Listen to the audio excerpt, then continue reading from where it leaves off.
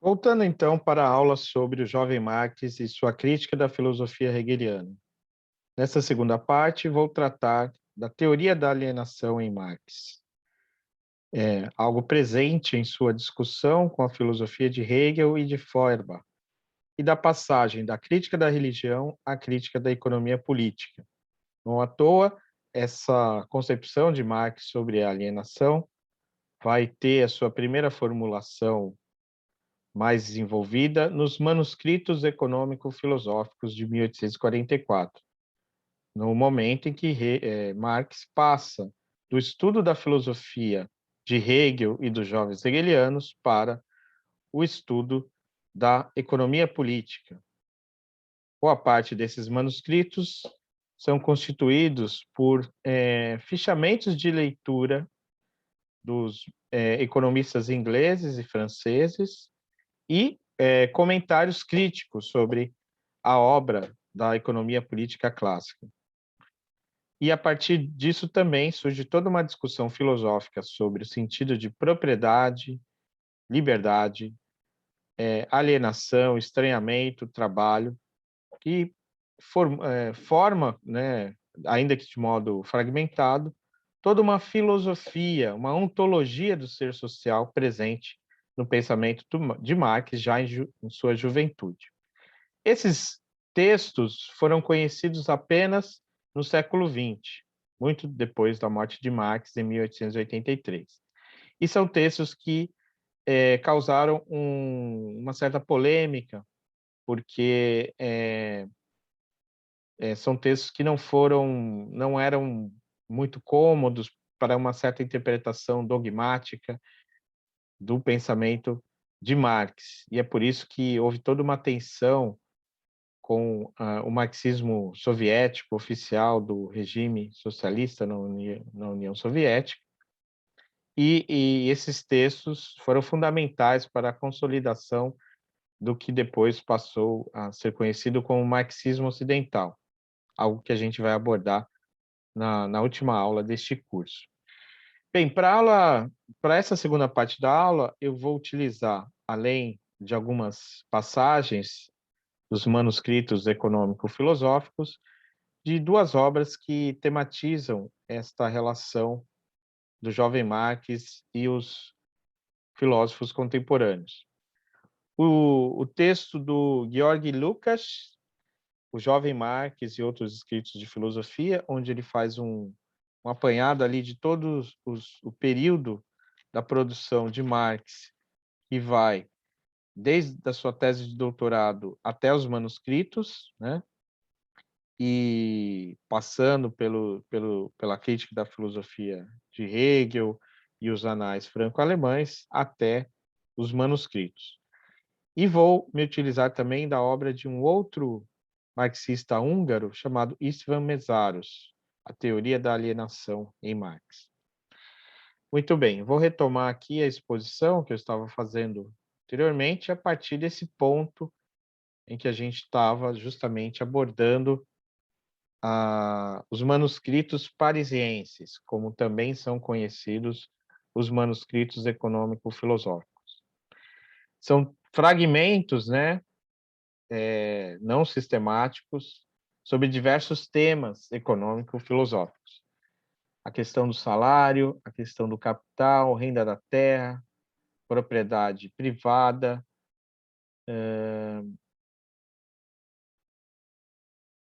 propriedade privada e trabalho, né, como são os títulos, né, que são títulos dados posteriormente pelos editores, até o texto chamado Crítica da Dialética e da Filosofia Hegelianas em Geral, que formula algumas perspectivas mais gerais da crítica da filosofia hegeliana que estão presentes de maneira mais específica nos textos da crítica da filosofia do direito, né, mas que ali encontram uma formulação particular, né?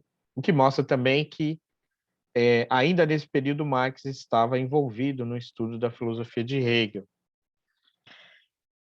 Bem, eu vou destacar não todos os pontos da crítica de Marx nesse texto, mas alguns, né? E, de modo geral, a gente pode dizer que nessa teoria da alienação, do estranhamento e da apropriação possível do homem, do ser alienado de si, o Marx buscou aplicar e expandir o conceito filosófico de alienação para além do âmbito da filosofia da religião, onde o conceito surgiu com Hegel e Feuerbach, partindo inicialmente para o estudo da filosofia política de Hegel e depois para o estudo da economia clássica, como vimos na primeira parte desta aula. Bem, Hegel e Feuerbach entendem a alienação da seguinte forma, né? Para Hegel, o espírito encontra-se alienado de si no mundo quando não se reconhece em suas próprias obras. É como se o espírito humano, né, o espírito que está presente no ser humano, ele coloca como sobrenatural aquilo que ele próprio faz, pois não entende que toda a realidade é criada pelo espírito. Algo que só pode ser provado, né, é depois que o espírito percorre todas as possibilidades de compreensão da realidade até chegar no final do processo fenomenológico à compreensão de que ele mesmo é toda a realidade. Trata-se em Hegel, então, de reconciliar o espírito com o mundo, quando ele chega à consciência de ser toda a realidade. Já para Feuerbach, o homem aliena sua consciência e todos os seus atributos para Deus, que passa a ser visto como uma força estranha e alheia ao mundo, né? Trata-se então de recuperar a essência perdida do homem como ser genérico, né? Nós vimos então em Feuerbach essa ideia de que a essência que é alienada, né, do próprio ser humano num ser transcendente deve ser recuperada na compreensão antropológica da realidade humana como sendo constituída por um ser genérico humano. Há méritos tanto em Feuerbach quanto em Hegel, segundo, né, a apresentação que faz o Istvan Mesaros da teoria da alienação em Marx. O grande mérito de Hegel foi que ele concebeu a história como um processo, como alienação e superação dessa alienação, e o homem efetivo como resultado de seu próprio trabalho. Já Feuerbach mostrou que a filosofia reproduz a alienação religiosa, fundou o verdadeiro idealismo como humanismo real e afirmou o absolutamente positivo, né, contra a negatividade presente em Hegel, que termina por condenar a realidade à ideia absoluta, né? E com isso representar, de certa forma, uma ruptura com a realidade sensível, né? Algo que o Feuerbach tenta justamente resgatar em seu projeto filosófico. Por outro lado, há deficiências também nessa abordagem do Feuerbach, assim como em Hegel. Segundo Marx, né, a apropriação das forças essenciais humanas convertidas em objetos estranhos é, pois, em primeiro lugar, uma apropriação que se passa apenas na consciência, no pensamento puro, isto é, na abstração. A apropriação desses objetos como pensamentos e movimentos do pensamento. É o que afirma Marx nos manuscritos no texto chamado Crítica da Filosofia e da Dialética de Hegel. Por outro lado, Feuerbach resolve a essência religiosa na essência humana, mas a essência humana não é algo abstrato residindo no indivíduo singular. Em sua efetividade, é o conjunto das relações sociais. E aí, né, está dada a ideia que vai estar presente nessa ruptura do Marx com Feuerbach, e é a ideia de que não se deve considerar a essência humana como algo abstrato, mas sim o conjunto das relações humanas dadas pelas relações sociais e econômicas, que nos faria, então, compreender a realidade concreta dos seres humanos na sua relação com a natureza. Então, por um lado, há um monismo em Hegel e, por outro, um dualismo de Feuerbach, né? O monismo de Hegel, por um lado, é interessante porque dá uma unidade à história, mas essa história é vista de uma perspectiva idealista, e o dualismo de Feuerbach torna inconciliável a realidade empírica com as aspirações humanas, né? O que deveria ser superado justamente na compreensão de que a realidade é feita pelo próprio homem e há alguma coisa que pode ser recuperada, que é justamente o fato do ser humano criar a própria realidade, né? Essa atividade humana na história, segundo Marx, não foi plenamente compreendida por Feuerbach. Então, diz Spamezarus, né, na perspectiva que aponta também para os méritos de Hegel, apesar de toda a crítica ao misticismo lógico que o jovem Marx elaborou na esteira dos jovens hegelianos. Segundo Mesaros, foi conquista teórica fundamental de Hegel tornar universal a importância filosófica da atividade, mesmo que ele o tenha feito de uma forma abstrata. De certa forma, é uma opinião também defendida pelo Löwit no seu livro, né, de Hegel a Nietzsche, já no texto em que ele apresenta inicialmente o pensamento de Marx, no segundo capítulo, em que ele vai apresentar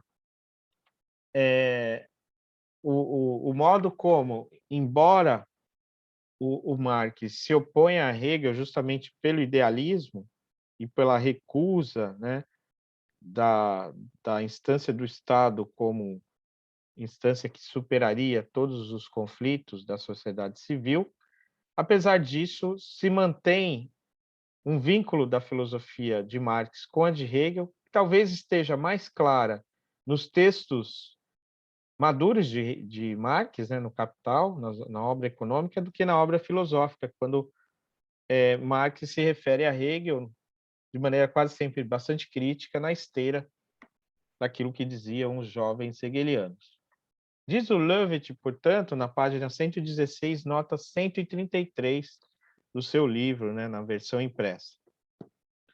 A diferença entre Marx e Feuerbach consiste fundamentalmente nisto, que Marx, partindo do ponto de vista de Feuerbach, volta a dar vigência à doutrina do espírito objetivo de Hegel contra a antropologia de Feuerbach.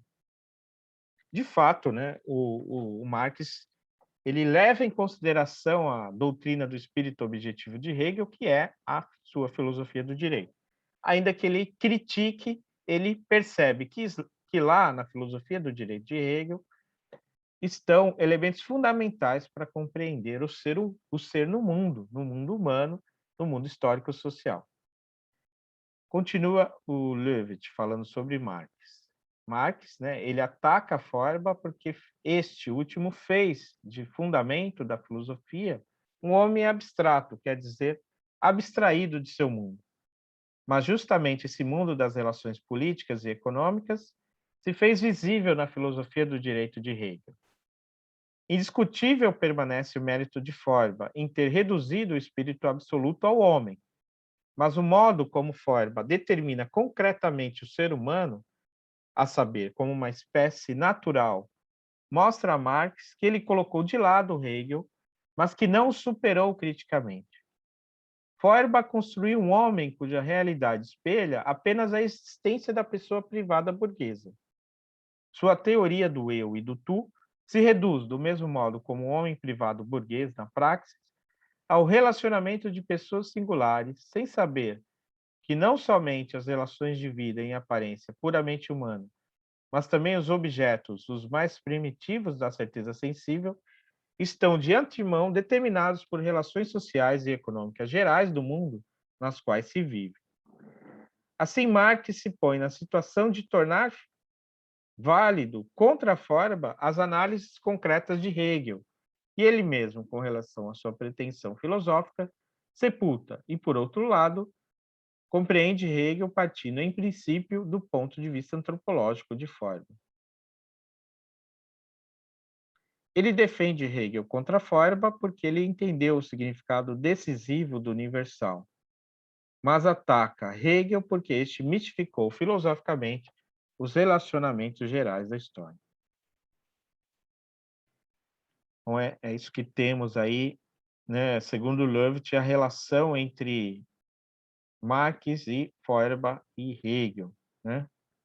Então, nos manuscritos econômico-filosóficos, o Marx apresenta a sua teoria da alienação, não do ponto de vista da alienação do espírito absoluto, não do ponto de vista da alienação dos atributos divinos, que são humanos, no fundo, como em Feuerbach, mas do ponto de vista da alienação que se dá na esfera econômica, de como o ser humano trabalha e cria um mundo de objetos, de mercadorias, que aparece para ele como uma força estranha que ele não domina, na qual, no final das contas, da qual ele se torna objeto, reificado, né?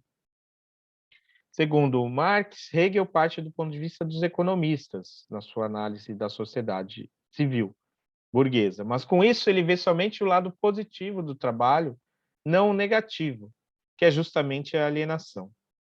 A força produtiva da sociedade, que nasce da cooperação de vários indivíduos, condicionados pela divisão do trabalho, aparece para os operários como uma força estranha situada fora deles, de cuja origem nada sabem e que não podem dominar. Muito bem. Então, nós temos essa ideia do estranhamento, né? Essa palavra Entfremdung.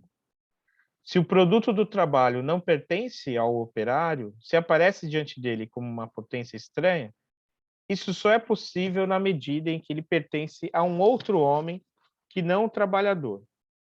Se para o operário seu trabalho é um tormento, isso resulta de que ele é gozo e alegria de viver para um outro. Não os deuses, não a natureza, mas somente o próprio homem pode ser esta potência estranha que domina o homem. Então, é a ideia da alienação do homem pelo próprio homem por meio do trabalho socialmente dividido e organizado e dividido, né, em classes, entre o proprietário das forças produtivas e o proprietário de si mesmo, que é o trabalhador, né? E nessa relação de exploração nós temos a alienação, da qual a propriedade privada é uma categoria fundamental. A propriedade privada, segundo Marx, na página 91, né, da edição da Boitempo, dos manuscritos, a propriedade privada é o produto, o resultado, a consequência necessária do trabalho expropriado, da relação extrínseca do operário com a natureza e consigo mesmo. A economia política parte do dado de fato da propriedade privada, diz o Marx na página 81, mas não o explica. Ela não nos dá nenhum esclarecimento sobre a razão da divisão entre capital e trabalho, entre capital e terra. Quando, por exemplo, ela determina a relação entre salário e lucro do capital, toma como sua razão última o interesse do capitalista, ou seja, dá como suposto que deveria ser explicado. Essa observação Marx faz a partir da leitura dos economistas, especialmente economia chamada clássica, né, dos autores Adam Smith e David Ricardo. E com isso ele vai tirando algumas consequências que mostrariam justamente a insuficiência dessa economia clássica para entender de fato a situação da classe trabalhadora, essa situação de alienação própria da sociedade contemporânea. Então, né, e aqui eu já uso um texto do Lukács para resumir, né, os textos bastante áridos, né, dos manuscritos. A economia política clássica é a expressão ideológica da autoalienação humana na sociedade capitalista. Mas Marx não se detém nesta constatação. Reconhecendo os méritos de Smith e Ricardo, ele especifica a contradição da economia política, mostrando que, em seus representantes clássicos, o trabalho é tudo, ou seja, fazem corretamente derivar do trabalho todas as categorias econômicas, mas descrevem, ao mesmo tempo, um mundo no qual o portador do trabalho, o trabalhador, não é nada. Trecho que está aqui no texto do jovem Marx, do Lukács, né? E aí, então, se trata justamente de não mais assumir o ponto de vista, né, da economia, do mercado, do proprietário, né, do capital, mas o ponto de vista do proletariado. Segundo Lukács ainda, né, assumindo o ponto de vista crítico do proletariado, foi possível a Marx enxergar a alienação humana que se manifesta na forma especificamente capitalista do trabalho. Foi a crítica socialista da economia capitalista, na perspectiva da abolição da alienação, que fez com que Marx fosse capaz de superar o quadro idealista no qual Hegel abordou e resolveu incorretamente o problema da alienação. Então, o Marx vai assumindo, né, nesses textos, ainda que juvenis, o ponto de vista do proletariado e encaminhando uma concepção de revolução que tem como protagonista o proletariado. Ainda que, num primeiro momento, né, a cabeça da revolução seja o filósofo, né? E o filósofo que, na filosofia alemã, né, alcançou a consciência máxima da época, né? Enquanto, justamente na Alemanha, a, o desenvolvimento das forças produtivas e o caráter atrasado da sociedade alemã não conduziram a uma revolução burguesa como nos países mais avançados, né, notadamente Inglaterra e França na Europa. Mas, por outro lado, né, haveria essa crença de que a filosofia poderia conduzir os trabalhadores e o proletariado rumo a uma revolução que teria até uma perspectiva maior do que a revolução burguesa. Seria, então, aquilo que o Marx, no texto sobre a questão judaica, chamou de a emancipação humana,